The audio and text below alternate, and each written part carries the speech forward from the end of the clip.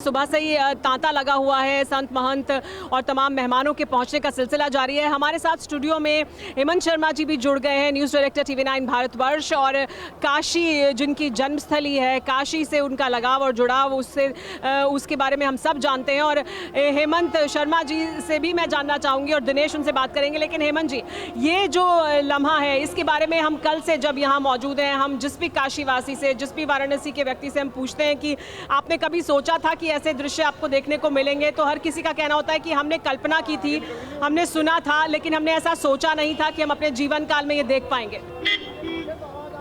तो मेरा ये सिर्फ एक मंदिर का विस्तार नहीं है, ये काशी के सांस्कृतिक गौरव, जातीय स्वाभिमान और ऐतिहासिक वैभव की वापसी है। बनारस जिसे कभी हाईएस्ट सीट ऑफ लर्निंग कहा जाता था दुनिया में, बनारस जिसे दुनिया की सांस्कृतिक गतिविधियों का केंद्र कहा जाता था, उसकी पुनर्स्थापना हुई है।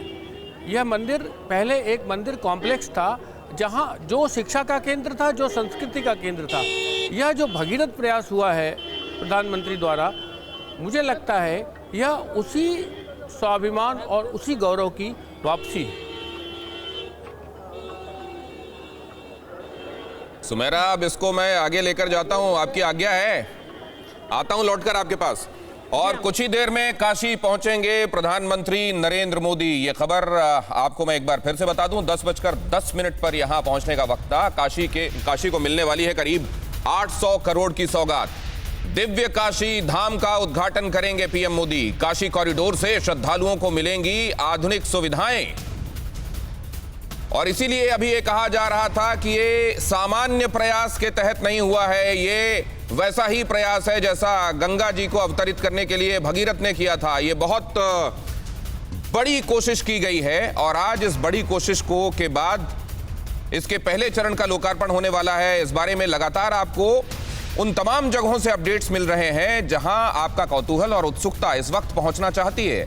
आप काशी विश्वनाथ मंदिर के पास कॉरिडोर से सुमेरा को लगातार सुन रहे हैं। अभिषेक, पूरी नगरी में क्या स्थिति है, क्या हाल है, कैसे आज बम बम हो रहा है, वहां आपको बता रहे हैं। और हमारे साथ खास मेहमान जुड़ रहे हैं, उनका परिचय मैं आपसे करा दूं।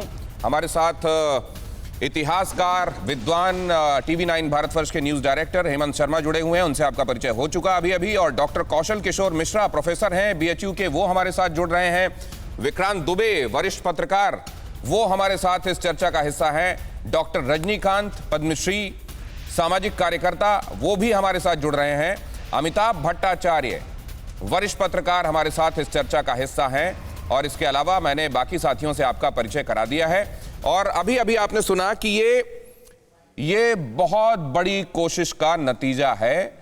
और हेमंत जी का एक लेख भी आज मैं पढ़ रहा था। हेमंत जी, आपने तुलना की है कि जीर्णोद्धार के संदर्भ में जब याद किया जाएगा तो अहिल्याबाई होलकर, रणजीत सिंह, महाराजा रणजीत सिंह, और उसके बाद नरेंद्र मोदी, उस क्रम में अगला नाम याद किए जाएंगे। मैंने इसलिए लिखा दिनेश कि इतिहास के प्रस्थान बिंदु होते हैं। काशी विश्वनाथ मंदिर के बनने और बिगड़ने का जो इतिहास है, उसमें जो मौजूदा मंदिर था, जिसका आज विस्तार हुआ और जो एक संकुल और कॉरिडोर की शक्ल में आया, वो अहिल्याबाई होलकर ने बनवाया। उसके बाद 1836 में उसे स्वर्ण मंडित महाराजा रणजीत सिंह ने किया। उसके बाद 1000 साल पहले इस मंदिर की जो स्थिति थी, उस स्थिति में पहुंचाया माननीय प्रधानमंत्री नरेंद्र मोदी जी के इस काशी विश्वनाथ कॉरिडोर योजना ने। आपको मैं बताऊं कि यह तो आप शास्त्रीय अवधारणा है कि गंगा शिव की जटाओं से निकली और आई और काशी में आई, और काशी में आके गंगा उत्तरवाहिनी हो गई। उत्तरवाहिनी, किसी भी नदी का उत्तरवाहिनी होना इसलिए सबसे पवित्रतम स्थिति मानी जाती है, क्यों कि गंगा अपने मूल की ओर देखती है। दूसरी पवित्रतम स्थिति यहाँ ये थी कि उत्तरवाहिनी होके वह शिव का स्पर्श करती थी। लेकिन पिछले 1000 वर्षों में गंगा और शिव की दूरी 500 मीटर हो गई और उसमें ढेर सारे स्ट्रक्चर और मकान हो गए। इस प्रयास से गंगा और शिव बनारस में फिर एकाकार हुए। परवाह देश की, सोमवार से शुक्रवार रात 10 बजे TV9 भारतवर्ष पर।